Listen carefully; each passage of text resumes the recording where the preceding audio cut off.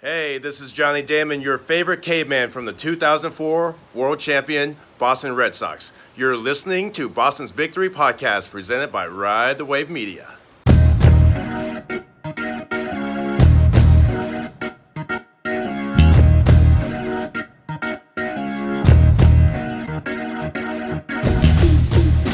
And welcome back to Boston's Big Three presented by Ride the Wave Media, episode 88. We're getting up there. We're getting into our upper 80s. We're old men now.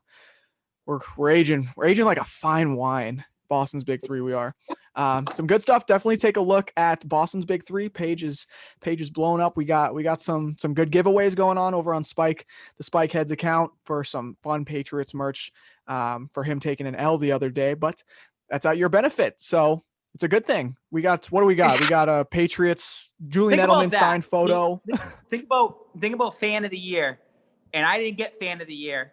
And it's because the Patriots don't want to support the Spike King and everything that comes with it. And because I became a runner-up, they gave me a bunch of stuff. And I was like, I don't want this. So now it's the people's. Now it's other Pats fans. It works. Yeah, I mean, I don't know. I just want to help out other people. That's the whole point of it. We have a Julian Edelman 8x10, like a sign. I'm not an autograph guy, so someone who is going to end up with it. We have the Dynasty book. Like, we have some great stuff. Have you read that book? I'm very interested in reading that. We'll have to talk about that. We'll have to have a Big Three book club. Yeah. I should have started reading it by now, but I haven't started yet. I've been slacking on it. You have your own personal copy from Jeff, right? Yeah. So what happened was I ended up, we're at the Pats Pro Shop and they had it all out there in display. And I know Matt Gordon's read it and he said like, oh, the Dynasty book's really good. Good read, Spike. Like, you're going to get a lot of insight. So when we're at the Pats Pro Shop, I dropped a hint to Michelle, like, oh, like maybe this would be a good Christmas present. So she bought one and to get shipped to our place. And literally the next day, the author hit me up and said, hey, do you want your own personal copy? I'll send you one. He sent me one and it was signed. And then she gave the copy of the Dynasty to her father for Christmas. And then I get a third copy from the Patriots themselves. Man. So I was like, this is a good giveaway. So I had 3 copies of it pretty much. I haven't opened the book yet. I brought it with me to work because I was like, oh, I have a lot of downtime and off time. And I just like scroll TikTok the entire time instead of fucking sitting down and reading. It's better for your mind to read the book than stay on TikTok for an hour. Yeah, I gotta read it because even Jeff Benedict said, I'm really interested to see you like talk about it on your social media and stuff. Cause I want to do like that book club type of thing. But I also wanted to wait till after Christmas because I know some people are getting it. So that's fair. We'll have to say like, hey, you read this chapter this week. We're going to talk about it on Boston's Big Three. We're in the book club section, something like that. Cause there's plenty of good Patriots books out there. I know. I think my most recent read was, the Julian Edelman's book. That was a great one. Relentless. Relentless. Got some good insight. See where he's from, where he's going right now. They need to do a sequel now cause he won a Super Bowl MVP since that book's come out. But getting into things, it's wild card weekend here in the NFL. We had 3 games yesterday, 3 games today.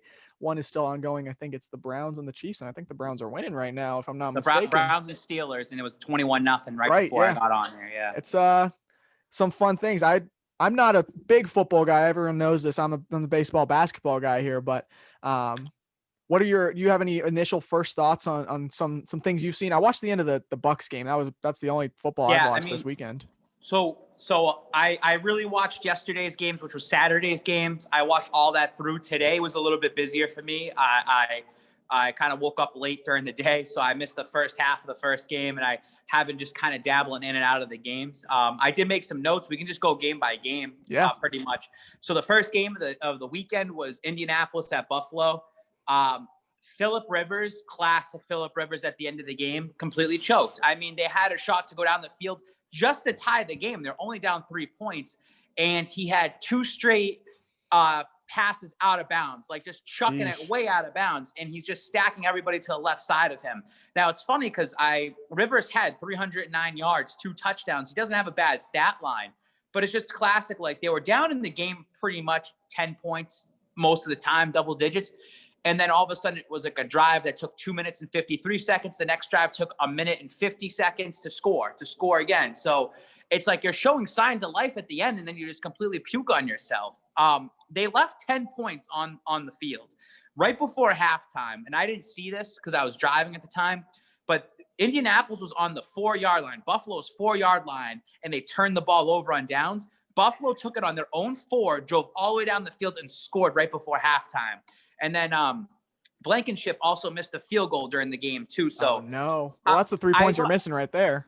And those are your 3 points, and then the extra touchdown would have won the game. Yeah. So I do give Josh Allen some credit because there was a play where he had the ball, he was running in with it, bumped off the line, was about to go down and take like somewhat of a sack, and he just chucked the ball up into the end zone, and they had a wide open tight end for a touchdown. So I give Josh Allen credit there because of awareness. It's like that's what we were missing with Cam Newton a little bit this year, because Cam Newton can run the ball, don't get me wrong, but when he feels that pressure, you got to get the ball away and you got to find the open guy around you. So I give Josh Allen credit there.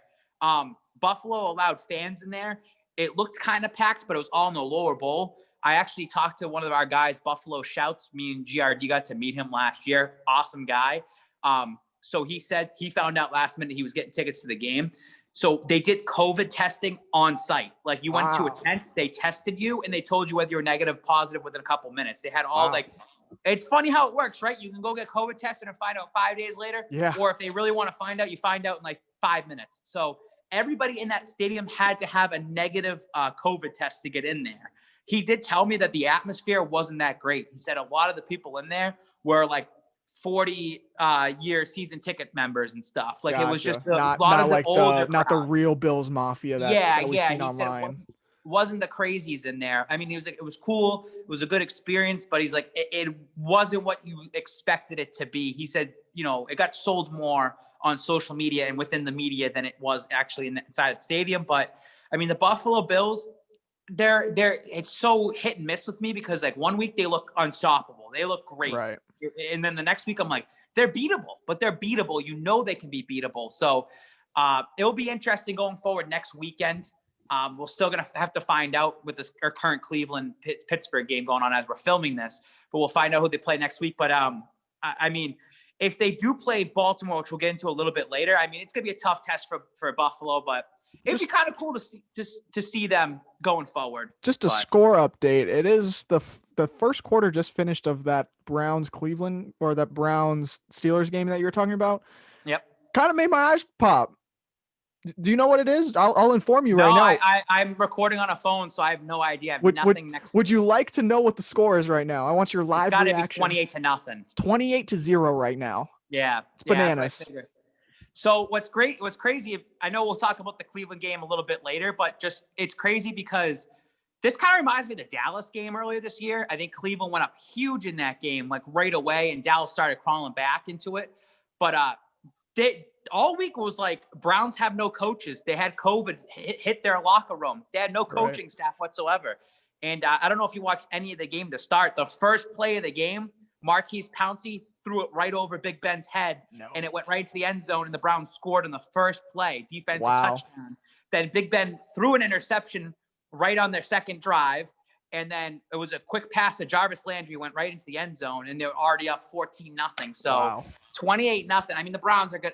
It's still early. You never know. You still got 3 quarters left. But so game 1, Indianapolis and Buffalo was a good way. The refs, again, it's funny when the wild card weekend's here because the refs it really shows their true colors of how much they suck. There was a play at the end of the game where Indianapolis fumbled the ball, clearly fumbled it, and they kept it Indy's ball to give them another chance to try to go down the field and score. And that's coming from a dedicated Pats fan to say that was Buffalo's ball and it should have ended right there. So ball don't lie. That's why probably Indianapolis lost that game. You go to the second game, it was the Rams at Seahawks. So this was a game where the LA Rams were on their backup quarterback. Rams started a XFL quarterback, I think. Yep. Like they benched Jared Goff. I'm sorry. They benched Jared Goff because A, he's been sucking down the stretch, and B, he just had surgery 12 days prior to that on his thumb. Within the first or second drive, their backup quarterback, I think it's Wolford or something, he goes down with a hit from Jamal Adams. And it wasn't getting taken to the hospital from what I read. Yep. It wasn't a helmet to helmet. It was a shoulder to helmet. And watching it's a quick play. And I know a lot of people going after Jamal about it. And And I won't go against it. I don't think it was a complete dirty hit. I mean, if you're a quarterback and you're driving down with your head, you're going to get hit. It's not like you're giving yourself up and you're sliding backwards. My main takeaway from this, and it comes from Rune Dog, and this is a good question to you, Watabe. What's the narrative for Russell Wilson? Because it's been 6 years since Russell Wilson has done anything since Super Bowl 49. They haven't done anything since Super Bowl 49. And they're a team that's either 7-9, 9-7. They're playing around with the playoffs. They're kind of somewhat tickling it there. They're almost there. And you look at this year, and it's like, hey, you had DK Metcalf, Tyler Lockett, Russell Wilson himself was good. Chris Carson was good. Their offense looked good. Their defense was pretty trash. But Russell Wilson had a terrible game, a horrendous game yesterday. Kind of Cam Newton-esque type of game too. What's the narrative? Like what's Russell Wilson going to do going forward? This season was exactly what his career has been up to this point. So if you look at the broad scheme and then just this season alone, it matches perfectly because Russell Wilson started on this hot streak this year. Like I was giving him mad praise on this show at the beginning of the season, probably up until like week 4, week 5. Like Russell Wilson's going to get some MVP votes this year. Like it's going to be the first time he was throwing 5 touchdowns a game. And then the place it all changed.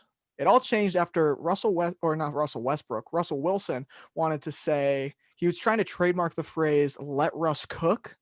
I saw this on Twitter, so this is what I'm choosing to believe.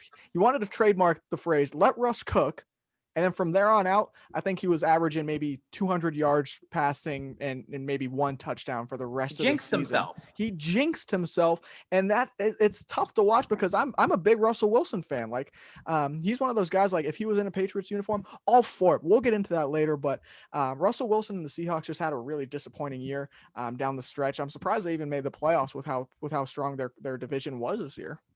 Well, they even said during the game that the Rams were having a tough stretch, going down the line, and Goff got benched. And I mean, Goff was not starting that game. So it's kind of funny because that Rams team is coming off a Super Bowl a couple years ago. They made it there. So it's interesting that Goff got in there, and it's got to be a confidence boost for that entire squad. Yeah. To be able to go to be able to get a win like that. And I believe they're playing Green Bay next week. It's official now because all the NFC games are done. So they're going to go into Green Bay, and I mean that's still a tough defense. It'll be interesting to see how Aaron Rodgers handles it. I mean, I don't see the Rams beating the Packers, but it's just that's a solid win. I mean, if you're a Rams fan and you're like, we made it to at least a divisional round, you should be happy with that. Right. I totally feel that same way. But moving into the next game, it's the last game of the night. I think it was the Bucks and then the Washington football team. Heineke. Is that how you say his name? Heineke.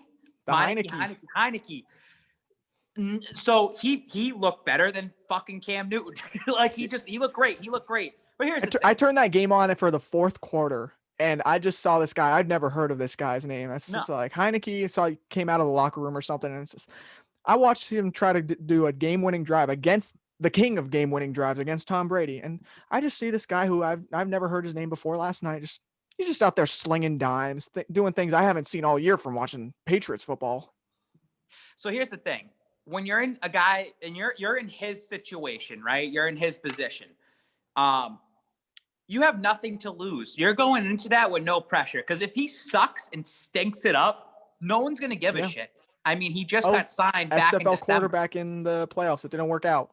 It didn't work out. What it is. Now, because he did something, is there something there? Not necessarily. Like, he still could go into next year and like in camp and just completely look like trash. It doesn't mean that he's going to automatically become a starting quarterback. It's a feel good moment. It's like you're going into a game. You just feel yourself sometimes. Sometimes you have that game where you can in basketball, you drop 40 points and then you're just scoring 2 points for the rest of your career. Like sometimes you might just have that one magical moment, and it worked out for him in that sense. I will say for Tampa Bay side, so Brady had 40 passing attempts. He was 55% for his completion rate, 381 yards, 2 touchdowns, but 3 sacks. He took 3 sacks. And when they got pressured him, Chase Young and that defensive line pressured him, Brady looked pretty rattled out there. He looked a little bit nervous. He was throwing the ball away and everything. Mike He's Evans still that dude. Mike Evans had 119 yards, so his injury really didn't look like it mattered. Antonio Brown caught a touchdown. That's 5 touchdowns in the last 4 games for Antonio Brown. I don't trust the Bucs defense. They were playing zone all night, and it looks like they were just getting chewed up down the middle the entire time. So now that it's official with the Saints game that they just won and the Rams won, it's going to be Breeze versus Brady's next. That's exciting. That's gonna get TV views. That's gonna sell tickets that don't exist. I'm excited. Yep. I may not even watch the game. When I hear Breeze Brady, I'm excited. And it's actually going to be the last game of the weekend too. It's going to be Sunday at 6:40. So I look at that game, and it's the thing is, I don't see the Saints pressuring Brady. I mean, they won twice against the Bucs. They're trying to go for the clean sweep this year, 3-0 against them. But if you can pressure Brady and knock him around a little bit, he's going to get rattled. But I think Breeze can carve that defense up. They just don't look ready. And I'm saying it this way too. Brady will not lose the Bucs the game. He's not going to cost them anything. It's not like he's going to throw these interceptions or turnovers or have a bad day where he has like a less than 200 yards. Yeah. Tom Brady doesn't have bad days in the playoffs. It's going to come down. Yeah, it's going to come down to his defense, and it could be a recipe for disaster here. Going against Kamara and Michael Thomas and Breeze, especially when they just came off a healthy win today. So those guys are a matchup nightmare. I don't care who they're playing. Yeah, absolutely. Now today's game, the 3 games today. So the first game was Baltimore at Tennessee. This is a little rival that's been going on. So these are the games I haven't really watched, but a couple quick notes. You had Derrick Henry had 2,000 rush yards and only had 40 yards today. He had 2,000 yards last night or this morning. He had 2,000 yards just today. He might have. I didn't watch. I'm not surprised if he had 2,000 yards just today. No, he had 2,000 yards in the season. I mean, he had 2,000 yards in the season, 40 yards today. Lamar Jackson had 136 rush yards today. Lamar Jackson was that dude. Lamar Jackson said he only had, I think, 170 passing yards. But Lamar's like, I have to carry this team on my back today. And that's what he did. And he got the win. And I'm glad to see Lamar get over the hump. I'm not rooting against Lamar. First playoff win, right? What? It's his first playoff win? Yeah, first playoff win. So I'm not rooting against Lamar Jackson and hoping that he never becomes something, because you want him to be. You want to see that next era come up. You want to see guys become the next face of the league. That's a cool thing. Like just seeing all these young guys like Josh Allen, Pat Mahomes, Lamar Jackson, just becoming like the next wave of guys, the wave that like we grew up with: Drew Brees, Ben Roethlisberger, and Tom Brady. So the way they play today, it's just a good look at what they did last year. They were a top team last year, and they looked like booty when they just down the stretch. And this is a team that has to now claw their ways in. So with Cleveland being up 28-0 right now, and if Cleveland wins, they hold on to it. They play Kansas City. The Ravens play Buffalo. That is going to be a slugfest between both of them, because I believe that they can get to Josh Allen. If Josh Allen wants to prove that he's legitimate, this is a great time to go against. That's exciting. Just looking at Ravens. The two sides, like looking at the AFC and NFC, when we're talking about like old guys and these young guys, when you could potentially have two of the young guys, Josh Allen versus Lamar Jackson, whereas in the NFC, we just finished talking about, you have Breeze versus Brady and the old guys in the league. It's fun to see. Even Baker Mayfield's exactly. There was so much hype around. I like Baker. He's a likable guy. I mean, there's nothing wrong with Baker Mayfield, and he's gone through his lumps. And I mean, they win today to win a playoff game for Cleveland. And think about the age we live in right now. They might throw a parade just if they just win the playoff game. Buffalo winning playoff game and winning a home playoff game. Then you have the Cleveland Browns about to win a playoff game. Like it's the league's changing, and it's for the good. It's for the good. I'm enjoying it. Sign me up. It's entertaining for sure, because I'm one of those guys who are like, if you were like, people do this all the time. You rank your top 4 sports. Like it's usually like football and basketball at the top. Or I'm odd. I'm baseball, basketball, football. So I'm a rare breed, but I am enjoying the football scenarios right now. It is a fun time to be an NFL fan. Yeah, well, absolutely. Like you said, like you're going to watch a lot of these on the NFC side of it. I mean, you have Jared Goff. I mean, but he's got his experience of a Super Bowl. You got Brady, you got Breeze, and Rodgers. Like you have 3 top quarterbacks, and then you have that Goff, which is the middle of the road. You know, he's been at least to a Super Bowl. And then on the flip side, next weekend you're going to end up having Baker, Mahomes, and you're going to end up having you're going to have Josh Allen, Lamar Jackson. Like that's going to be exciting for casual fans to say this is like the up and coming guys. You know, exactly. it's coming in the league. So the middle game today is Chicago at New Orleans. I didn't really watch the game. I felt like Chicago had no chance. They scored. I don't even know Chicago was in the playoffs. Yeah, they snuck today. in at that 7 seed. So they scored a late touchdown. Jimmy Graham caught the last touchdown of the game, like with 0 seconds left. So the score, I believe, was like 21-9 to finish the game. It was 21-3. I mean, New Orleans was in control the entire game. I believe David Montgomery had maybe it wasn't a turnover. See, I didn't really watch the game because I just felt like I was like, New Orleans is going to win. Like, it's going to win. So, and then right now we have the Cleveland game. It's like you said, with 28-0. If that's still the updated score now. It is still the score, but that's just the fun thing about all these games, especially looking at the 12 teams that played during the last 2 days, is they all have quarterbacks that can throw.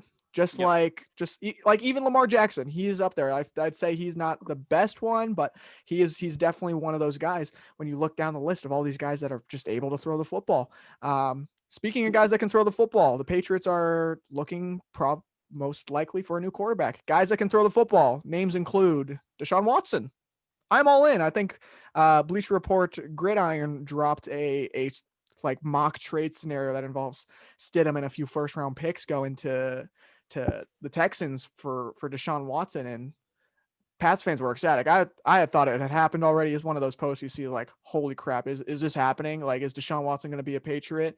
And while it is one of those exciting things, I personally believe that it will never happen, because you don't trade guys like that to Bill Belichick, because then you're going to get exposed for saying, oh, why'd you trade that guy? Like, he's the best. Yeah, listen. If you said Babz, like, I got shit on it because I even posted about it. And it's just like, oh, I thought you wanted Stidham and this and that. It's like, I'm not going to deny Deshaun Watson. If you're comparing the two. Silent MVP this year. Like, and I will say, you give up 2 first rounders and you go get Deshaun. Absolutely. You go get that guy. If you want to make a statement, you go do that. But would it make sense for Houston to do it compared to some of the other teams? Like Miami had a potential offer of Tua in the 3rd overall pick and another pick for Deshaun. Like, that works out for both sides, for both teams. So, I mean, we're going to hear this all offseason. Every quarterback's coming to New England. Every single one of them is going to be coming here. It's just a pipe dream. That's all it is. Like, it's not going to happen. It's one of those things that would be so fun if it happened, but it's going to be one of those things like you're talking about. It's just a revolving like news story, but it's just going to be something that fills our heads this offseason. I will say that.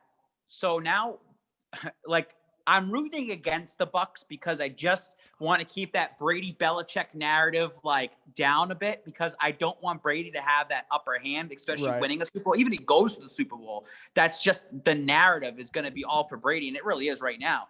But if Brady wins it all, think about the pressure from the fans and the media to Belichick, because you're going to be like, you just got rid of that guy, and he won a Super Bowl the next year down in Tampa Bay. Now, although they got all the pieces down there, doesn't matter. Brady didn't play like shit this year, and you let that guy go and do that.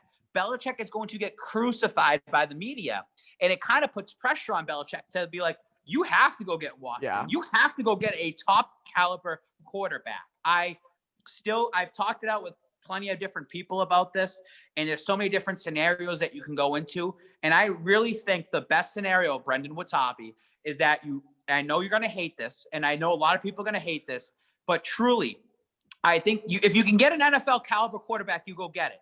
But you also have to look at the cap space and where you want to spend your money. All right. So I've said this numerous times.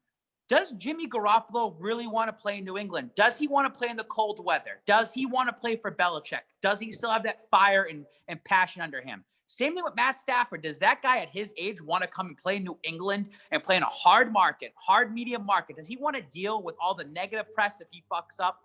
So that's the thing that you got to look at, and fans need to look at as well too. Do you want to go get Ryan Fitzpatrick's not leading you at anything? He's just a bridge guy. He's not going to do anything for you. So I look at those guys, and if you go get them, I'm going to support it. That's when I know I've been very negative about Cam Newton. I'd rather keep Cam Newton if you're going to go get one of those guys. And you say, why? He sucks. It's because you bring in a Matt Stafford. I know Jimmy Garoppolo's a different story because he's already been here, but you bring a Matt Stafford and a Ryan Fitzpatrick or that other quarterback. Now they have to come in here, learn the complex playbook, they have to try to find time to spend with the receivers and offense to get on the same page where we're still in the middle of COVID and things are still kind of restricted. That's when I'd just say, just stick with Cam Newton then, because he already knows the playbook and already has done that one season. That's when I say I will stick with him if that's the road you're going into. Right. And that's the road that we're looking at right now.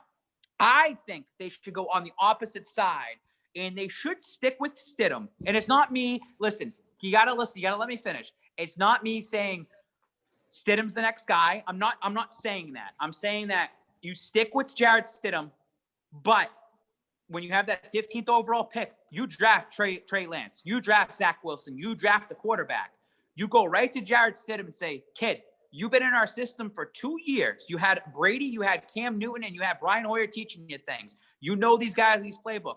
You have 2 years left with us. We're starting you next year, but you have someone right under you that's ready to take a job at any time. So that's because I tell everybody, unless your name's Trevor Lawrence or Justin Fields, you're not starting next year, not right away. Justin Herbert wouldn't have been starting right away either until that happened with Tyrod Taylor. So I look at those two. I look at the best scenario is you bring in a Zach Wilson or Trey Lance, and Stidham's going to be like, oh my God, if I don't perform, I might lose my NFL career, because if I can't perform here, I'm not going to be able to perform anywhere else. And teams are going to notice that. So then say an example is Stidham does okay. You go into the next year, say they went 4-12. So say he does bad. Right. Okay. Stidham, see you later. We're cutting ties with you. We're going to start Trey Lance, Zach Wilson, and we have a top pick. We're going to get that all to go. And fans should be excited because this is a first-round draft pick that you know that they've invested some time and money into. So you look at it that way. And lastly, you still need that veteran guy to come into camp. And I still think you should look at Jameis Winston, because he's going to be a cheap option. He was a $1 million quarterback for the New Orleans Saints.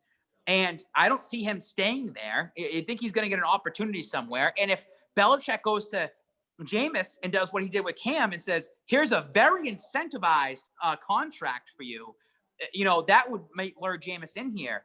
The point of my story, Brendan, is that if you can get a Zach Wilson or a Trey Lance, I don't care who it is, if you can get a first-round quarterback and a Jarrett Stidham and a Jameis Winston, you're spending about $4 to $5 million on your cap between those three quarterbacks. It's like a research investment.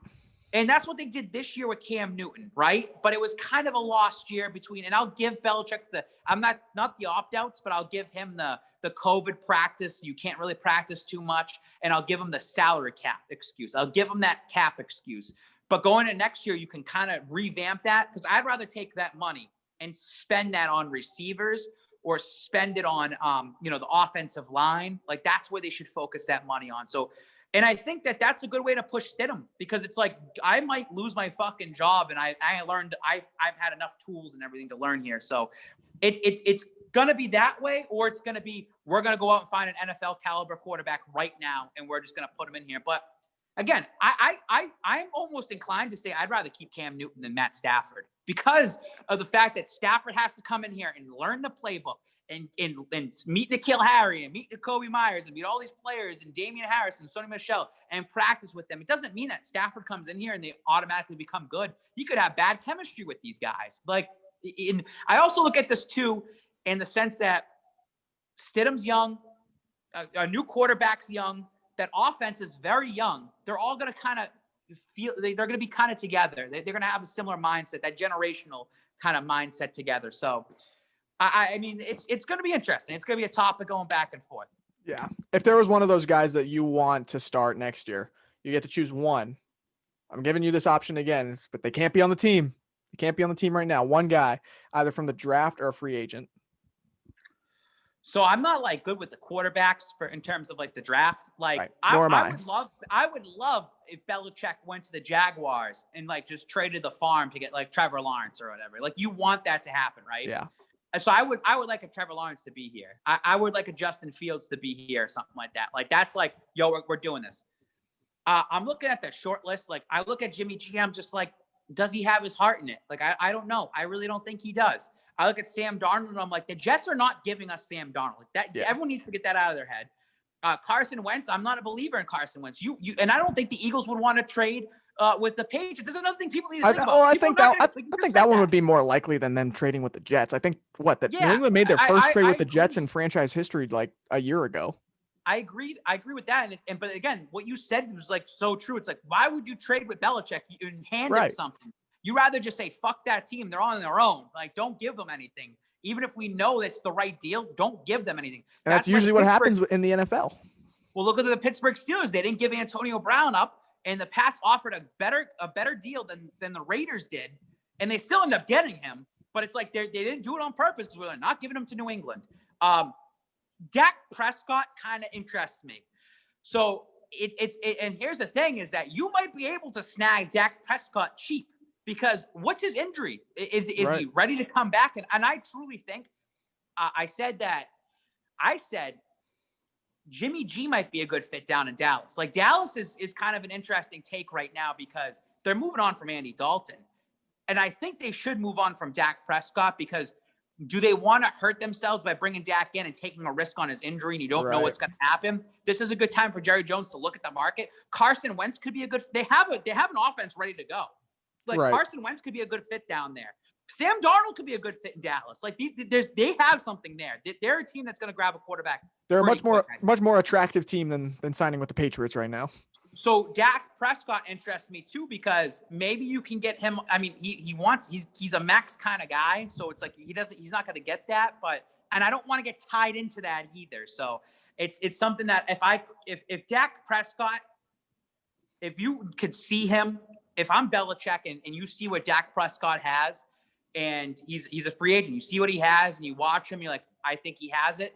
You then sign him because he's an NFL caliber quarterback that's ready, that you know that he can be an MVP type candidate. He's still pretty young and he's got something to prove. He's still hungry and comes into a good system like this for New England. So I would take the Dak Prescott. I don't think so. It's going to happen. Is that your name then? Because I heard a whole lot of names just there. But I know. Is that one guy? One, and it's not going to be Jarrett Stidham. It's going to be I'm going to go with the Dak Prescott. Okay. I'm going to go with Dak Prescott. Interesting. I'm a fan of that. I wouldn't be upset about that. I think it is going to be a brutal divorce down there in Dallas because like Jerry Jones has been so high on Dak Prescott. He's the guy that replaces Tony Romo. Like Tony Romo was their guy for so long. And now, I don't think that I've heard rumors. Like I don't think Jerry Jones wanted Dak Prescott to be their starter. But because of the Tony Romo thing and Dak came in and he played well, it's like you're kind of there. Yeah. And this is almost Jerry Jones's excuse to just break the tie and start something new. Right. Because I just feel that Dak Prescott, although he's great in the regular season, they just haven't won anything. Like exactly. Jerry Jones is the guy that will sell his soul to win one more Super Bowl before he's dead. Like that's what he's going to do. So with that list that I just said, even a Matt Stafford to Dallas or Jimmy G or Wentz or even Cam Newton. I've said Cam Newton should go to Dallas. There's a better fit there than Dak, and that Dak's going to be out there in limbo. Can Belichick if his injury isn't as severe and he looks good and he still has his mechanics down? I mean, it's just a leg injury. It's not like it's anything to do with his shoulders or throwing motion or anything like that. But if he's good enough and the money's right, I think Dak could be a good fit for the Patriots. If you're going to go that route. The QB carousel is always a ton of fun. It's like last year was the total cycle, like guys going from New England to Tampa to I don't even know the rest of them, but it was like the big thing, you know? Yeah. But speaking of guys going down to Tampa, I had the pleasure of going down and visiting our guy Jay Lassard down there in Tampa Bay to get a firsthand view of Celtics basketball in 2020 and 2021. So I actually went down to Tampa Bay there on Monday, spent a few hours there, and me and Jay went around town. He took me to all the spots. We drove by Tom Brady's house, obviously. And, yeah, there was fun story. Like when Jay drove us through, there's the whole whole little neighborhood, and then just massive houses, the side lining the water, and he pointed out, oh yeah, that one's Tom's. Takes up like the span of where like 3 houses would normally be. And there's a car parked outside. It's like yachts, something like Tom was talking to some guy about getting a yacht. That's what we know. That's breaking news here. Tom's getting a yacht, going to name it 8 Rings to challenge Bill's little dinghy that he's got up in New England. But it was a good time. We got to go to a Celtics game and we were up in the nosebleeds, but hey, It's not a lot of people that I know that have gotten to actually go in and get the joy of watching a live sporting event here in the last few months. So we were very, very honored. And especially since Tampa, actually the Raptors, everyone, they just shut down fans in the stands. So me and Jay got in right in time. It was great time. We were kind of upset. Peyton Pritchard went off for 23 points, I believe, got his new career high, but Jason Tatum was a point shy of his career high. He was sitting on 40 points for probably like the half of the second half. It was a tough, we were cheering for it the entire time, but the man couldn't miss. But moving on to Celtics talk, it was, I didn't know they stopped fans down there. Yeah, So there was it was just a quick experiment, and then that was it. Jay let me know yesterday, and we were like, oh my God, we got in right in time because the NBA is dealing with a lot of COVID at the moment. Let's talk about that with the Celtics in a minute, but teams getting hit with the bug right now. What are your thoughts on that? I know you're a big fan of shutting it down for a week and let it reset, let the system clear out, let COVID. I said episodes ago, we sat there and you try to nitpick the things I say on this show, and you try to spin it to be like, oh, Spike, there's 72 games this season. Like, what are you talking about? I said, there's no way they're going to be able to get through this season. Like, I don't see it happening. And they were close to forcing it tonight and saying that, hey, Celtics, you got 8 players, go ahead and go play it. It took a Miami Heat player to fucking somewhat test positive or negative to be like, all right, let's just shut this shit down. That's what I love about it, though, is the Sixers had to do that two or three nights ago and play with only like 7-8 players. And they said, yeah, Sixers, Philly, you got to play. Good luck. And the NBA looks at the Boston Celtics and the Miami Heat and says, those are some elite franchises. We can't have them playing a game without their starters. And they pulled the plug. Like not a single starter was going to be available for the Celtics tonight. It comes down, like, this is a players league, so it comes down to the player, like the NBA, and it's not Adam Silver, it's probably the owners more saying like, we're just going to keep playing until the players make a stink about it. Once the players make a stink about it, like the fact that Tatum's out for 2 weeks, that's huge. Like that's huge against the franchise for the Celtics. Yeah. Like you don't have your guy there. So, and then if you're Jason Tatum and you've been exposed to COVID and you have your kid at home, do you like want to keep coming back and being exposed to all this bullshit? And then now when you're in the NBA season, you're in a rhythm, like you're playing in and out. And now do you want to play and then take 2 weeks off, then play and then might get it again later in the season and take another 2 weeks off? Do you want to deal with all this bullshit? Right. And then it's going to come down to, should we do a bubble again? Like it's just, and that's why I said I don't feel like they're going to have a full season. I mean, they didn't technically have a full season because there's only 72 games, but I meant it as they're not going to finish the season at all. What they're going to do. Do you think they're going to make up this game between the Heat and the Celtics eventually? So in the second half of the season when they don't have the schedule out yet, that's when they'll make it up. They'll see that. And I think that's exactly why they did that in the first place. Isn't it kind of interesting that the Celtics play down in Miami and then all of a sudden they get COVID? And a couple, they're probably at the strip clubs or something like that. I also think it's interesting too. How the fuck does the Williams guys and who else had it? Thompson, they all get it, but everyone else was fine. And then the next game, it's like, oh well, everyone else has it now. Right. It makes no sense. They all have it. They all have see something. If we can pull it up. It was like Thompson, Tice, Draymond, I think. It was a long list. Shemi was on the list. Today's game that was supposed to happen. Yeah. Jaylen Brown, Javonte Green, Langford, Semi Ojeleye, Tatum, Thompson, Walker, and both Williams were both all of them going to be out. They only had 8 players ready to go. Now, I want to say that. Taco would have started. Taco would have started tonight. I want to say Taco versus Washington. I actually watched the game. Yeah. He had 19 minutes, only 4 points, all right? But 8 rebounds, 3 blocks, and he was a plus 13. He was the third highest plus minus on the team. He did make a difference because all he did was stay under the basket, and he made Washington they made him take some tough shots. Yeah. If you can force teams like Washington where you have one guy like in Bradley Beal where you're going to respect the hell out of his jumper, you're going to live with the rest of that team shooting jump shots as long as you got Taco Man in the paint. And he was receiving high praises after that game from the coaches, from Jaylen, from all these guys with the Celtics, just saying he is ready for this moment. The moment arrived and he was ready for it. When you look at Taco, he's scrawny. Like he's still pretty small, and it's hard to ask for a guy like that to build muscle. Like It's not just going to magically happen. because I think it was Robin Lopez that's on the Wizards. Yeah. Went in there and kind of bullied him around down low. Like he was kind of hitting him a little bit and moving him around. So you can move Taco, but it's just that length and that span, just having that out there. And I've been saying it last year. Taco should be used in situational moments. You can definitely use him in certain parts of the game to get him in there. I think that Stevens is more trying to, and it could be to Taco, like, I don't want to make you like a circus show. Like, and you know, because all the fans come in, oh, it's Taco. Because he's been the victory cigar, the human victory cigar, like Tyler said a million times. And this is a good season to get him more minutes. Yeah. Get him 10 minutes a game. Get him 11 minutes, 12 minutes a game. He's not a bona fide starter every single night. But if he can consistently get 10 to 15 minutes a game and someone that can come off the bench, like, he'd be like a Boban type, like Boban Marjanovic down there in Dallas. Absolutely, because we've been yelling and screaming. I want big guys. I want guys that can rebound. And that's what's great about this year. We got rebounding now in Tristan Thompson, adding him into the starting lineup, which is still odd to me, starting two centers. But we got the rebounds now, and Tristan Thompson has been playing some bully ball down there, getting. I think he's averaging 2 or 3 offensive boards a game, which is huge for the Celtics. I wish they did play tonight's game against the Miami Heat because they got mopped. But it would have been, it's one of those things that we've talked about where it's like, this would be a good opportunity for anybody just to get minutes. Like Pritchard would be like, I want to score 40. He'd be starting. Like, and you would get to see what kind of depth the Celtics have in case that situation came back.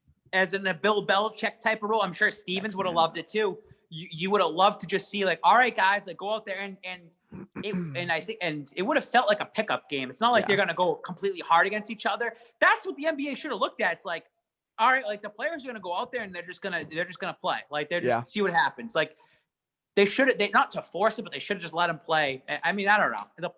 It is what it is. I do want to move on. I want to talk about some of the standings right now, because I came out and I said, I believe we went out and said, these are the top 4 teams in each conference. We're going through like 1 through 8. I was like, to name the top 4. And I said, the Philadelphia 76ers will be the number 1 seed in the Eastern Conference. And you laughed at me, both of you. And they're the number 1 seed right now. They are 7-3. Right now. Right now. But the 76ers are looking pretty good. They're looking okay. All right. I know they are looking very good, but their schedule is very soft. Their schedule is very soft at the start of the season. But it comes down to coaching and Doc Rivers, and I think that was a good fit for the Philadelphia 76ers. Oh, absolutely. And I think that's why I just want to say I told you so. The Sixers are going to be there. Now, the flip side, told me so. We're 2 weeks into the season. Buddy, these standings are going to flip. Hold on. If you think that's the final standing, you think they're going to stay there? Read the 7, 8, 9 seeds. That's 1/7 of the season. You got the New York Knicks up there right now. 1/7 of the season. Now the Golden State Warriors, they're 5-4. They're trying to come back right now. Are they the 1 seed though? They're not the 1 seed yet. They're still playing. Okay, the number 1 team, which is the Phoenix Suns, which I was the only one to have the Phoenix Suns in the top 4 because I said the Phoenix Suns are gonna be good. I liked the Phoenix Suns last year, and I know that they're gonna be good this year. They were the top team there for a few days, and they think the Lakers topped them after one night, but the Phoenix Suns were the number 1 seed for a few days. 7-3 Lakers, right? But the Golden State Warriors only have 4 losses, so it's close. It's close. Right. They're gonna come right there. I do want to ask you, have the Raptors fell off because they're 2-6? They'll be all right. They have great depth. They're a championship team. You had them first in the Eastern Conference. I did. I'm not confident in that anymore, but there's no chance the Raptors don't make the playoffs. Like if you can't take these standings seriously yet. Like I'll speak for Tyler here because I know this is exactly what he would tell you. If you look at the rest of these standings, like the 1 and 2, totally they could stay the same if you wanted them to, Philly and Boston, but you got to move down. Orlando's not going to be the 4th seed, or the New York Knicks. They're not going to be in the playoffs, and they're the 6th seed right now. So you can't take it exactly for what it says on there. You got to watch these games. You got to figure out what do these teams got? Are they going to be one of these teams that's contending? Are they going to be one of these bottom of the barrel teams? Cleveland's the 8th seed. Cleveland's not going to the playoffs.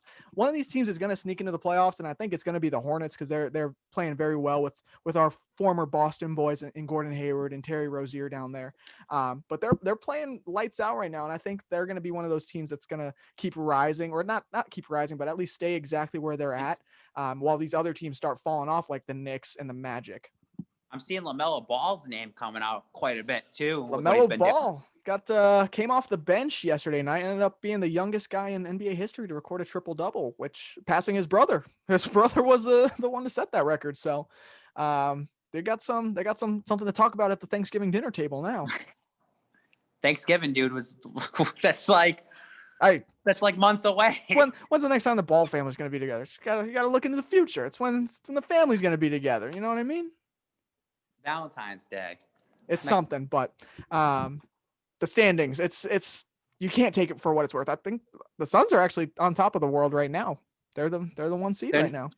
All I know is Philadelphia's won. I had them one. I had the Suns at 3, and they're number 1. So, and you guys didn't have the Suns. You just weren't looking their way. You're the Dallas Mavericks. Yeah, you had them up there. I mean, I had Golden State, but Golden State's gonna come. Curry's gonna go on a run. So the Mavericks are great. I don't know if you've been paying attention. The Mavericks are great. The thing about the Western Conference is it's so much harder. Like, there's only like 2 teams that you can really count out at any point. Like, there's 13 playoff teams. There's really 13 playoff teams when you look at up top to bottom in the Western Conference. The only 2 that really aren't, I'd say the Minnesota Timberwolves and a team like the Sacramento Kings are not playoff teams. But you look at everyone else, they have a legitimate argument to be in the playoffs, and they all make sense. So that conference is going to go up. It's going to be mad up and down, a lot of shuffling in those standings. But I think the Eastern Conference, you've got some guys separating themselves already, like Philly and the Celtics. Do we have any updates on Kyrie Irving? Have they found him? I don't know. He's AWOL. He might have been in D.C. for all we know. Legitimately, I haven't gotten. I haven't actually looked at it. But they said it was 2 or 3 days where he has not contacted anybody. And no one knows where he is. That's the thing about this guy, man. I've been so low on him from the day he was traded to the Celtics. You know exactly what you're getting at this point. You're going to get some good buckets. You might get 25 to 30 a game, if not a 40-point game once a month. But this guy, there's so many question marks. There's not even question marks. It's just a lot of confusion at this point where you don't know exactly how often you're going to have him available. You're going to have this guy going AWOL like he is now. He's been gone for the last 3 games, not due to injury, not due to COVID, just because, and I quote, he didn't want to play. He didn't want to play. And I think the Nets knew exactly what they were getting into here. He is that hometown guy up there, but you know what you're getting if you were trying to sign Kyrie. You're getting a dramatic dude. Like, there's a lot of question marks. No one understands Kyrie maybe than the close circle within his friends and family. Everyone else, if you think you know Kyrie, you don't, because no one understands him. I feel bad for Steve Nash. He shouldn't be dealing with all this shit. Steve Nash is better than that. We respect Steve Nash. Yeah. Has Kevin Durant been playing? Because they said that because he was quarantined as well, but I think he is because back he's tonight. been out, Kyrie wants to be. He doesn't want to play. He's like, I'm playing unless Katie's playing. So that's someone's theory. I saw that. That's fair. Hey, you never know. I'm sitting out. I'm quarantined. I'm talking to anybody until you're back. There's probably a dozen theories, and honestly, all of them could be true. I mean, if he wants to put the theory out that the Earth is flat, then we can put out these theories, and we can be just as right. So, do you think the NBA is going to be all right following this COVID stretch? Because I know Philly, Boston, they're both getting hit with it pretty hard. I don't. You don't think they're going to survive? How long do you think the NBA's got right now? So here's the thing, Brendan, because we're going to change topics in a second. Yeah. I'm interested to see what the next president of the United States, Joe Biden, does when he gets into office in about a week and a half. Okay, because Joe Biden wants to take COVID very, very seriously. Right. And Joe Biden, if you're going to take COVID very seriously, are you going to want these? Aren't you going to want to limit these people traveling around, even if they're athletes and entertainment and all that? I'm sure that he wants everyone to be staying at home and wearing masks and all this and that. So I think our country is about to go into a very mask mandated law, which is going to completely ruin the South. Like, they're going to go through their uprising. The South will rise again, as they say. Oh gosh. Good luck down there. But it comes down to the NBA, and I just feel like if it's already heating up now, how are we going to make it? How are we going to make it through? It's like, right. It's kind of crazy how it went from back in March, where it was like, one guy gets it and then everyone freaked out and they shut everything down. Now it's kind of like, he got it. All right, just quarantine. We'll see you later in 2 weeks. Right. You're ruining the game in a way. You're ruining franchises because, again, if the fact that Tatum's out for 2 weeks, that could be a couple losses in a row for the Celtics, and you're ruining playoff chances and you're ruining certain things. This is why I said the Celtics should tank this year, because this is the perfect opportunity. I'm telling you. Don't tell me you still believe it. Don't tell me you still believe that. This is why the Celtics should tank. Let Tatum sit out. Let Brown, let all these guys sit out. Just put in the young guys in there, because the season doesn't even matter. It doesn't matter anymore. They're on a 4-game win streak against teams like the Raptors and the Heat. The 2-6 Raptors. The Heat? The Heat are like 5-4, 4-5. Still playoffs. I don't know. I don't. If they can't play tonight's game, which is very concerning, and they postpone it, I'm sure they're going to get through it, but it makes me wonder, like, why didn't they do bubbles? Like, why didn't they do 2 bubbles in each conference and have a Northeast bubble and a Southeast bubble and a West bubble and a West bubble, and just tell them we're doing 30 games in a bubble, and then you're going to take the champion of this bubble versus that bubble, and you're going to play each other in a fucking 12-game series or something like that. Like, they should have did something like that. They could have got ahead of this. I just thought the traveling back and forth, where you're going into a Northeast region or a Northern region where everything's shut down, or California where everything's shut down, and then all of a sudden, I'm going to be honest, if I played for like the Lakers and everything shut down in Cali and I got a chance to go play down in fucking Florida, I'm going out that night and I'm not wearing my mask, and I don't give a fuck, because I don't get to do that back home. So you're a human being. You're going to act like that. So, and that's not disrespecting any players. It's just your human being instinct. If I'm going down to Miami, I'm going to Club 11 because I know I want to like party afterwards. I have that money to go do it. And I'm an NBA player. I'm probably going to get the champagne room. Like that's why I felt like this season wasn't going to work, because of all this traveling all around. I thought we wanted to limit traveling. Yeah. That's my thing. That's the concern right now. And I think with Joe Biden coming into office, and again, not political, but just, he wants to just, hey, everyone just stay where you are. Like, so now you're going to have to go to the sports leagues and say, it's not a good look if you're having everyone travel around, and like our citizens can't do that. So that's why I'm kind of interested to see where it goes at the end of the month. Well, that's my thing about it, is if you had any other commissioner, like if you had a Goodell running the NBA, season's over already. Season's shut down. But the thing is, you have one of the best commissioners in sports. The NBA commissioners have always been historically great, in David Stern and now Adam Silver. And I think Adam Silver put in place a plan that is working right now. Like no one was saying that the NBA was going to get through the entire season and have 0 negative tests. That just wasn't going to happen again, since they were outside of a bubble. But I think Adam Silver's prepared this league and prepared a way so that the games can continue. And I think he's been doing a great job at it. I think we've seen a few positive tests here in the last few weeks, and this is the first game to get actually postponed. So I think there is something they are doing right. And I think the Celtics will play again this week, simply because the only reason they aren't playing without the limited roster is because a player on the Heat came back with an inconclusive test. So there's just too many that were stacking up. So they just decided to pull the plug, but they'll be back playing here again next week. Just, I don't know. I mean, you got to give the NBA credit, because the bubble worked. So you know that as your last resort, let's try to play as many games as possible. We'll see what happens. And then if worst comes to worst, hey guys, we're doing a bubble again. And I will say, if you go back-to-back years with a bubble, that kind of ruins the legitimacy of these championships. Yeah. Like even last year with the Lakers, I'll still give it to LeBron. And still give it to them. You know, they because it was a competitive bubble. Like, it was just kind of an even playing field, and everyone had the same amount of time off. So, I mean, you could do the same thing, give everyone a month off so everyone quarantines, you go right back into a bubble, but it just starts really losing like what it means. But I mean, it is what it is. This is just part of the scheme. It's part of the process. In a couple of years, we'll be back to normal. But I don't know. And I really think, Brendan, like, so the vaccinations are out. And like I'm actually getting vaccinated tomorrow. Nice. I've been kind of holding off on it. I tried scheduling a couple weeks ago. Then I was like, maybe I won't get it. And I was like, fuck it. I'm just going to get it because everyone's going to have to get it. I'm going to be a team player about this. I'm not a conspiracy nut when it comes to the vaccination. No one's turned into an alligator yet. So I think we're doing all right. But the problem is that it's going to take a long time before it's really out there for everyone to have it available. Right. But there are going to be a lot of people that do not want to take it.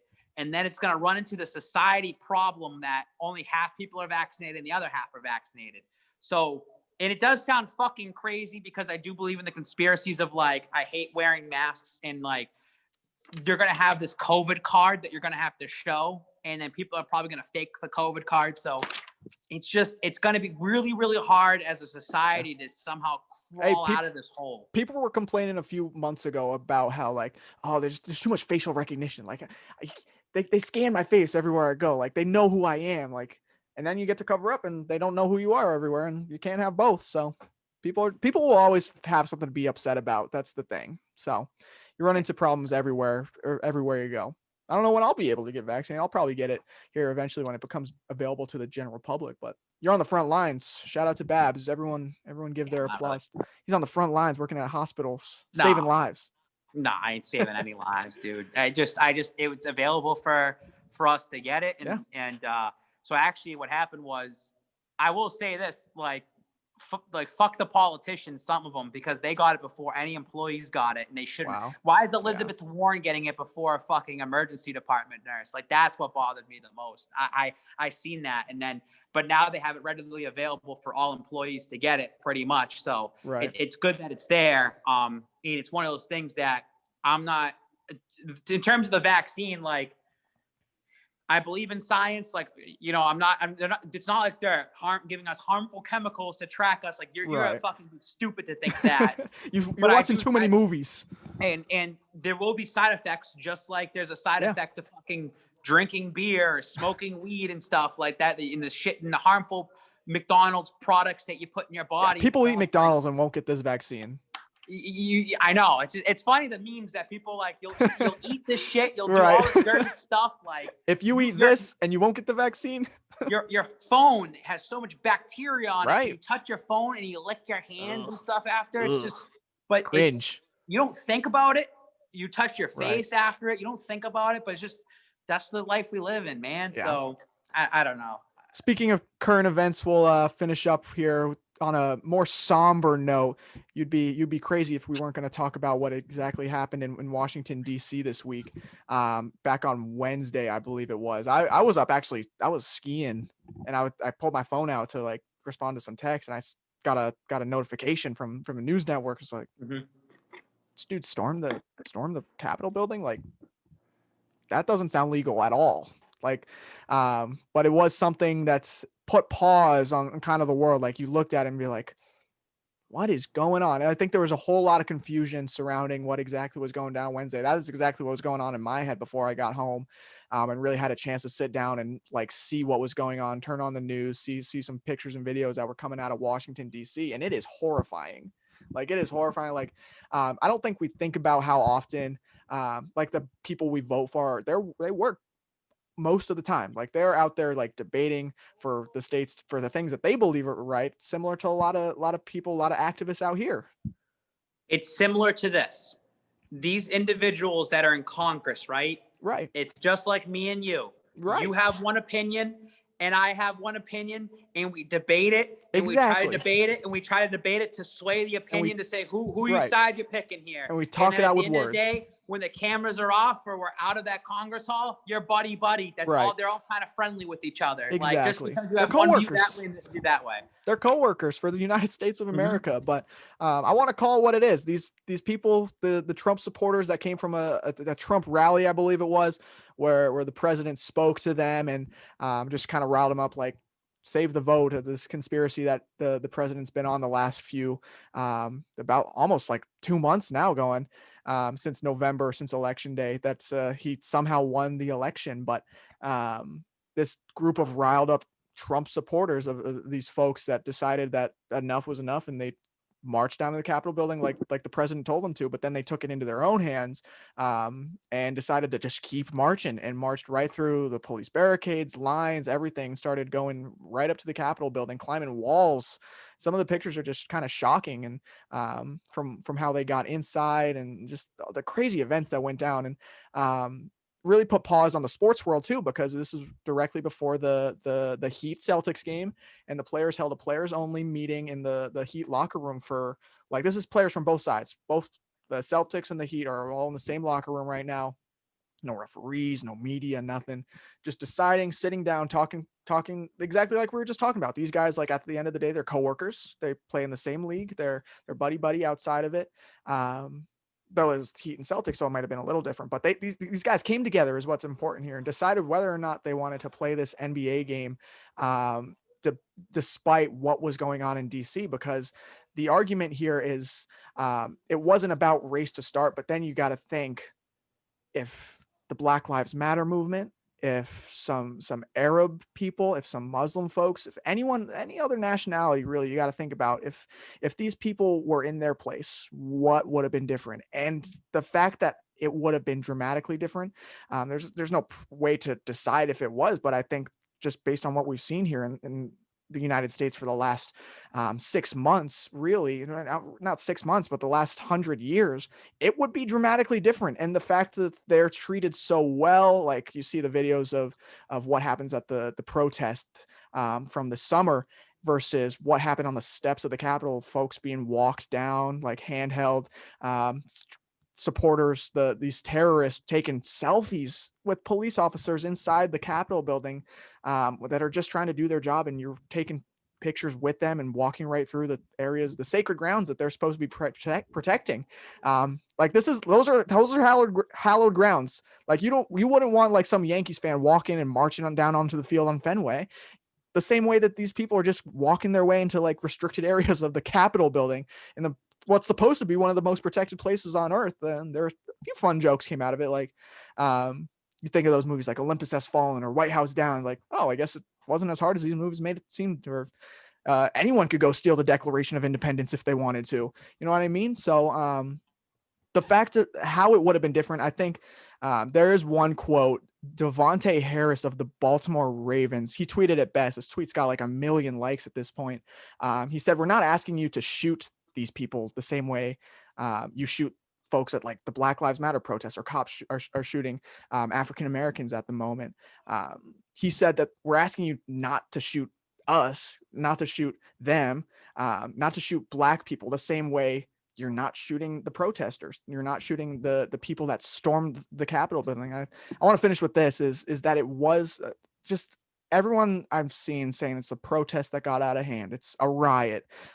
These guys were terrorists. Like, you cannot walk into the Capitol building and have 4 to 5 people end up dead. I don't know what the official number is right now from their injuries, but having these people be killed needlessly for a conspiracy theory that has no ground, it's just frustrating. And then, like, as an American, it's embarrassing to see exactly this going down, and seeing the turmoil that doesn't need to be there surrounding a presidency that's in its last week. It's terrible. I'm going to say there's 2 words that come out of what you just saw: white privilege. Yeah. It was literally white privilege is what if you hear this term, white privilege. And I know that there are going to be people that might listen to us that are Trump supporters, or there are people that are on the other side. We're not attacking you. Yeah, we're just having a conversation. We're just having a conversation here, right? I call a spade, all right? I play both sides. I understand the sides, right? And it's coming from a white individual myself. They always say this word, white privilege, white privilege, white privilege. And you hear this word, and maybe me as a white individual in America, I'm like, I don't know what you're talking about. I don't know what you're talking about. And when you watch that without having a narrow mind, you just see what was going on. It was white privilege. The fact that that guy walked out with the podium, smiling, waving at a camera, that guy would have been shot dead if he was Black, brown, Asian, Muslim, whatever it might be, because they could say, well, he was taking federal property. Like, that's grand larceny, trespassing, all of it. They would have gotten you there. And even watching the Capitol Police, which were at the same time, they didn't have enough people. They knew what was going on. And I'm sure there's stuff in the background that Trump's like, don't send anybody out. Don't send anybody out. They were kind of letting them go. They just kept letting them go and letting them go. Now, you could say the cops weren't as protected as they should be. But then again, you see the other pictures in June, and they're fully protected on the steps, and everyone's in riot gear, ready to go, ready to bash with you. So I see this on both sides, because you see this one side, we'll say the white side, and they're like, well, look, in June, they were burning the city down and they were looting and rioting. Well, that's because they're being forcefully attacked, where in this sense, they're just letting them walk right in and take a couple pictures and take a couple items, this and that. But that's white privilege. Like, that's what this other side is fighting for. It's like, we don't want to be, why are you treating it like that? And you're treating us like shit. Like, it shouldn't be happening this way. So, I play those two sides of it, because I watched Trump's speech, and it's just, listen, I knew he's out of here. Like, it was gone. It's over with. And there are people that I know that are saying, wait till January 6th. January 6th, he's going to prove everybody wrong. And I said, he's just going to go there and pander, and he's going to get a crowd, because a crowd will be there. And I know that Joe Biden's inauguration was going to be held virtually. And then he's going to say, my rally did better than the inauguration, because that's how he always wants to. He always wants to trump people. He always wants to be better than them. I will say I give him a little credit, because it does go both ways, because Trump said, I want the cameras to turn around and show how many people are here. Now, if you saw it on TV, there was only a couple hundred people like next to a stage. The cameras never turned.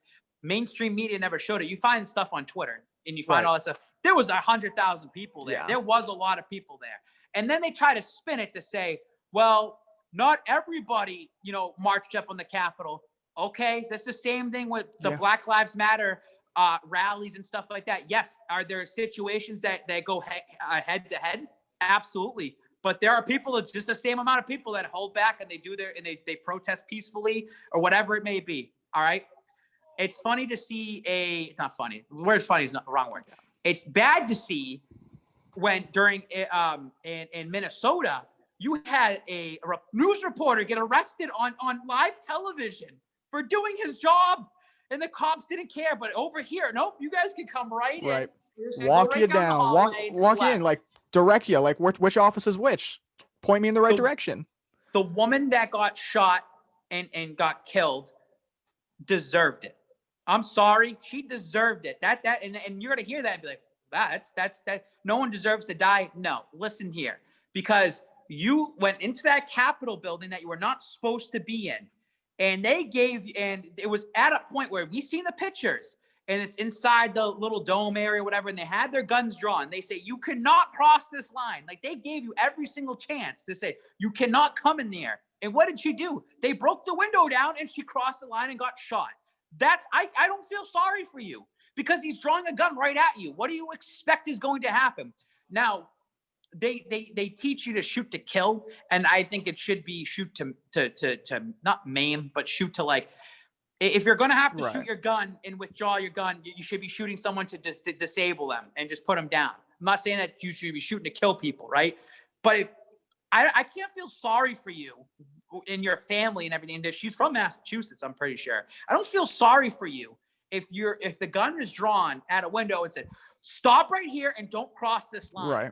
And you crossed the line, you got shot. So I don't feel bad. And I believe they actually killed the guy that shot her. He ended up getting attacked. That didn't get out there. That wasn't in mainstream. I saw that on Twitter or something. And who knows what you believe anyway out there. But they said that I believe he got mauled and attacked afterwards too. So I just think that it's not over yet, because when January 19th comes on Inauguration Day, there's going to be a few thousand people that still show up. They're going to believe that out there. Trump is president. But in the aftermath of all this situation, like we talked about the sports world deciding whether or not they wanted to continue, and ultimately deciding that they were going to continue playing. But Trump's Twitter got turned off. So he got shut down. Like, if no one else was going to cancel Donald Trump, these private companies decided they've seen enough, and that he could cause some more reckless endangerment to his followers.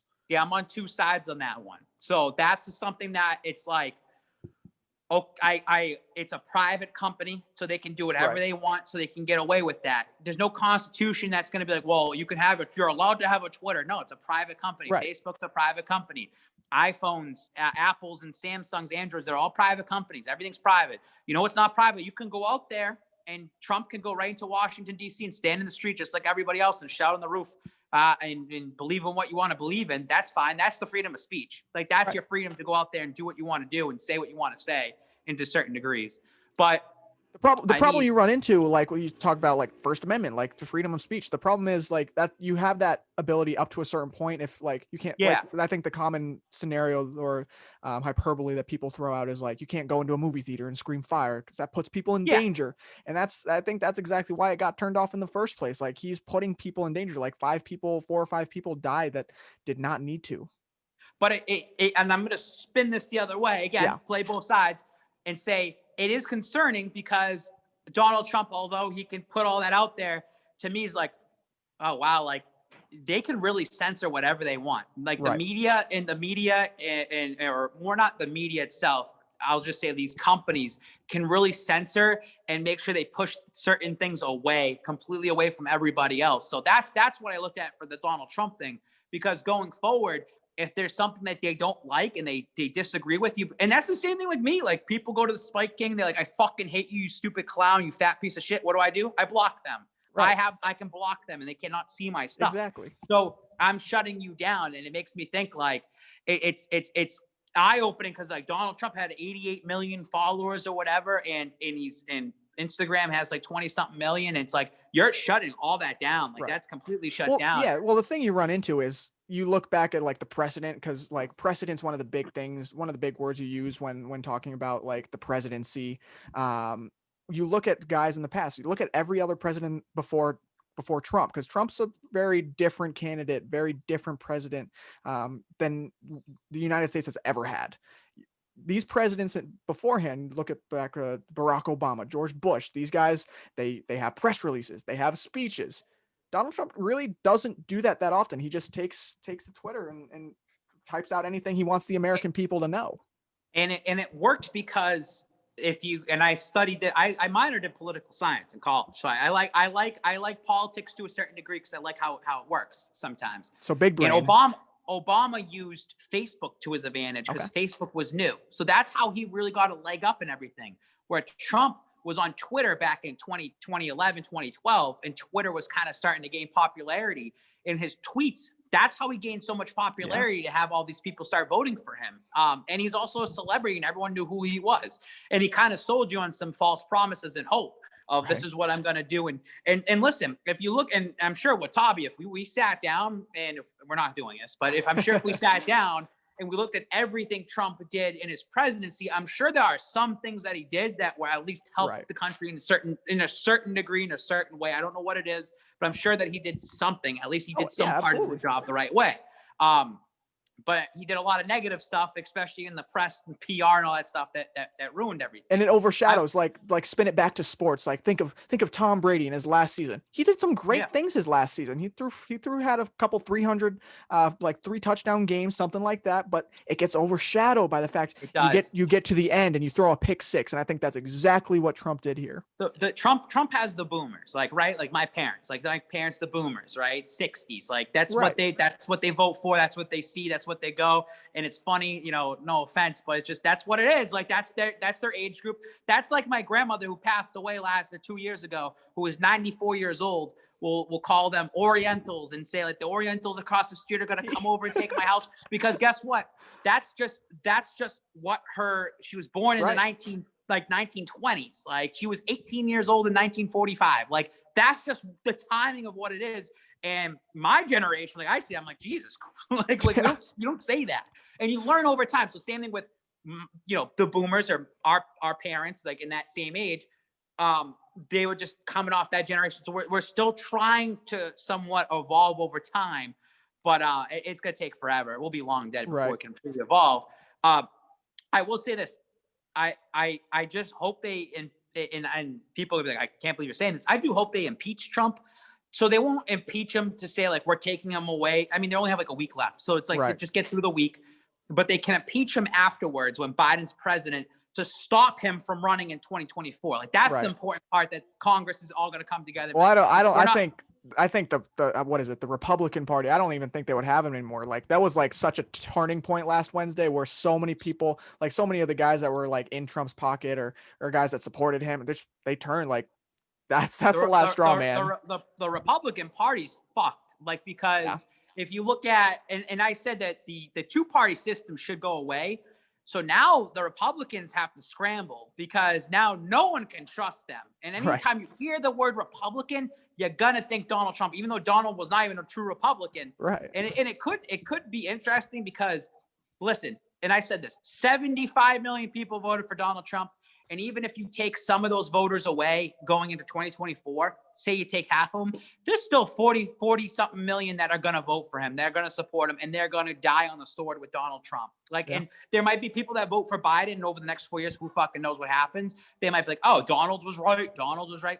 So you could have a third party, a legitimate third party, Donald Trump's fucking weird ass party, come in here.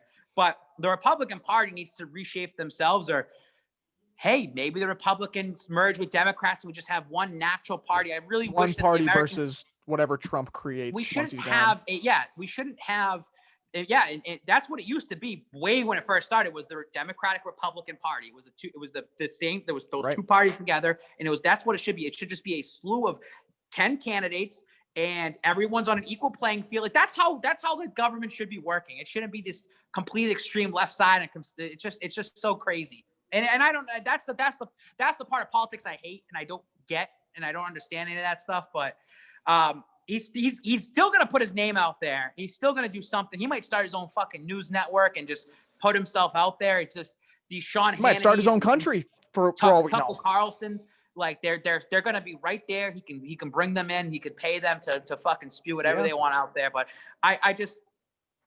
all I was hearing was January 6th. And we saw that. I was like, that's what you supported on January 6th, because that was pretty fucking bad. And that's going to be in the history books now. I still think that it's going to get overturned. Right. It's over. Right. It's over with. Like they literally stayed late. Like the politicians, the Congress that was at risk. Like you see the horrifying pictures of like them in gas masks and like huddled down below their seats. They stayed in session so they could complete the vote to make sure it was official that night. The Confederate flag was inside the U.S. Capitol. Why is the Confederate flag in there? Yeah, and people still think it's okay. And I hear this. So Toucher and Rich talked about this like months ago, right? I was driving home from work, and I believe it was Rich was saying, because he's from Georgia. Yeah. So Dixie, and he's just like, the Confederate flag to him does not mean what it means. Like he just like, that's just what I've grown up on. In the Confederate flag, you watch like the Dukes of Hazzard and Dixie and all this. So there are some people that believe that, but there are people that say the South will rise again, and you believe in that shit, and it's in the U.S. Capitol. Like that's a bad look. So that's a bad thing. That's what I'm saying to you. And I said this earlier in the podcast, is that the South will rise again, right? And Joe Biden's going to come in here and he's going to say, hey, our country needs to fucking fix this COVID situation. One part of the country is doing their job. The other part's not doing it. That part down there that's not doing their job is going to somehow be forced into doing their job. They're not going to like it. And it felt like on January 6th, a civil war was about to happen, because it feels like it's going to happen. And it's up to Biden and Congress that they have to be very careful what they do going forward, because you don't want to entice him. And now you're shutting Trump off. You're cutting all ties with him. Cutting the tap. Sure that this guy does not get to fucking say a word out there. Same duck president, and he is the lamest duck of all time. It's crazy, but I actually wonder too. Presidents get libraries named after them, or highways, or buildings, and all this. I literally wonder how that's gonna work. They might just completely shut that down, shut it out. Yeah. I know Obama's got I don't think there's a lot he's got. I know he's got his own presidential library, which is pretty common for the modern presidents in our lifetime, at least. And then I think he got an aircraft carrier named after him. It's pretty cool. As long as Joe Biden approves the stimulus, I would like another $2,000 or something like that. I'd be cool, bro. I'm cool with it. Just give me some money. I ain't saying no to it. Our kids will pay for it anyways. It's unfortunate for me to say this, because we're two different people, right? Right. And for me, being a 29-year-old white male in this society that lives in Massachusetts that just loves sports, likes talking about sports. All this bullshit's way above my head. It's like Donald, and sadly, it does not affect it shouldn't say sadly, but nothing affects my life because of white privilege. And that's true. And I have that white privilege where I can just go to work, not be bothered really. I go collect a paycheck. I go home, I watch the game. So like for someone like me, Brendan, it's just, I literally could care less who's in office between Trump and Biden, which is a bad way to look at it because you have people that are like, why would you not care? This is what's going on.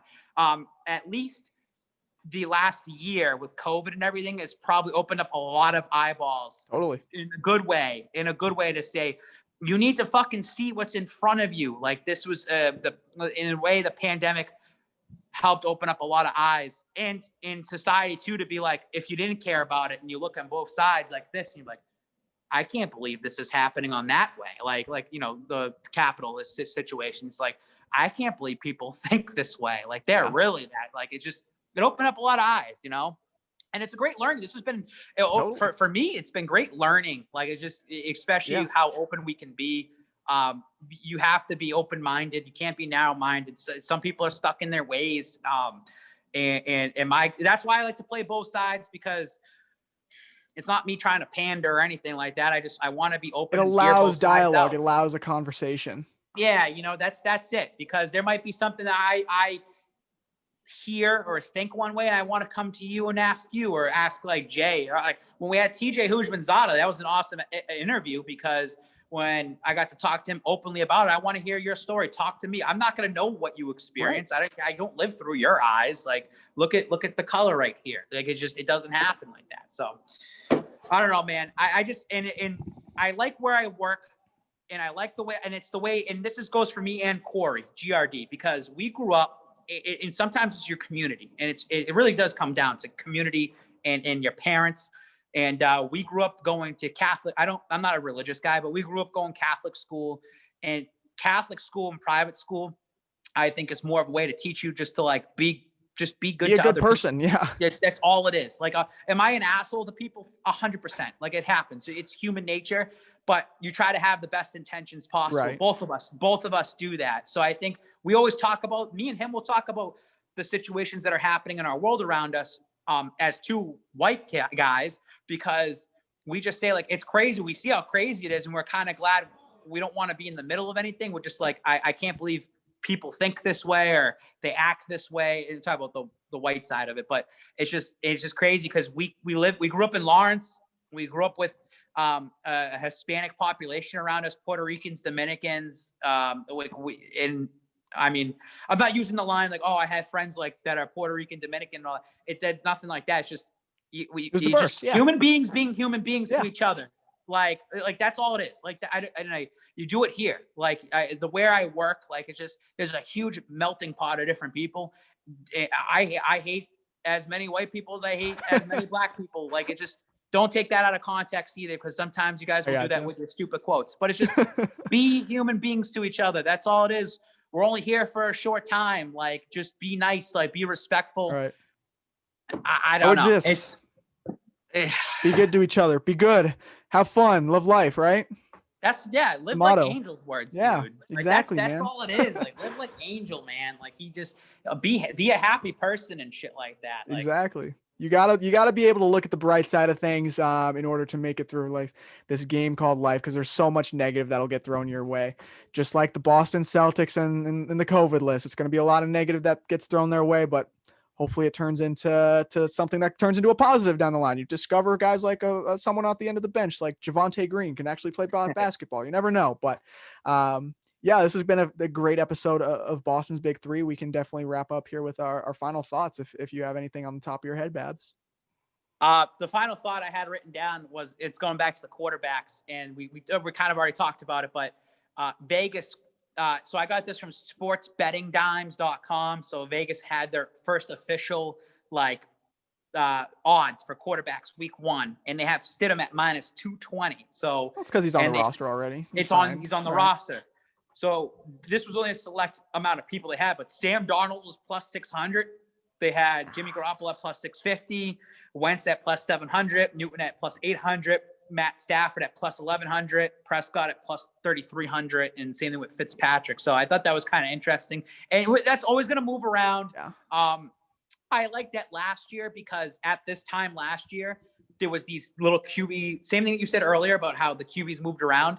And I remember posting, DraftKings will eventually come up with their own QB line. They will do that for the Patriots. They did that for Brady last year, and it moved around a lot. I think you could have got Tampa Bay at one point at plus 2,000 before he went, like weeks before he went there. So that's why it's interesting. So the Prescott plus 3,300 is where I got this earlier and saying, if I look at this short list right here and I say, where are people going to go? So quickly, Stidham's on the roster.